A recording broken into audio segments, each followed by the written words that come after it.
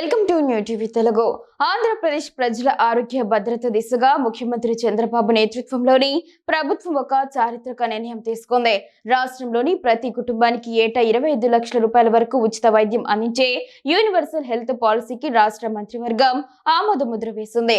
అమరావతిలో సీఎం చంద్రబాబు అధ్యక్షతన జరిగిన కేబినెట్ సమావేశంలో ఈ మేరకు కీలక నిర్ణయం తీసుకున్నారు.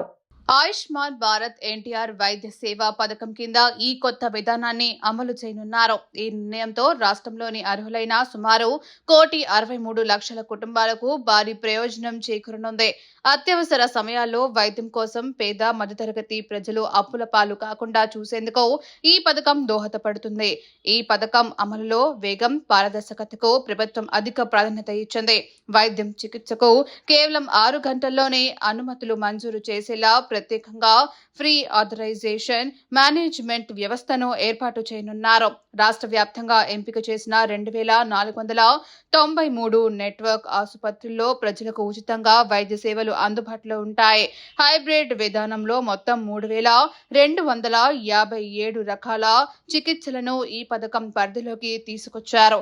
ఈ పాలసీ ప్రకారం 2.5 లక్షల రూపాయల లోపు వైద్య చికిత్సలు క్లెయిమ్లను ఇన్సూరెన్స్ కంపెనీలు పర్యవేక్షిస్తాయి. 2.5 లక్షల రూపాయల నుంచి 25 లక్షల రూపాయల వరకు అయ్యే భారీ వైద్య ఖర్చులను ఎన్టీఆర్ వైద్య సేవా ట్రస్ట్ ద్వారా నేరుగా రాష్ట్ర ప్రభుత్వమే భరించనుంది. ఉదయం 11 గంటలకు ప్రారంభమయ్యే ఈ సమావేశంలో మంత్రులతో చర్చించిన అనంతరం సీఎం చంద్రబాబు ఈ కీలక నిర్ణయాలకు ఆమోదం తెలిపారు.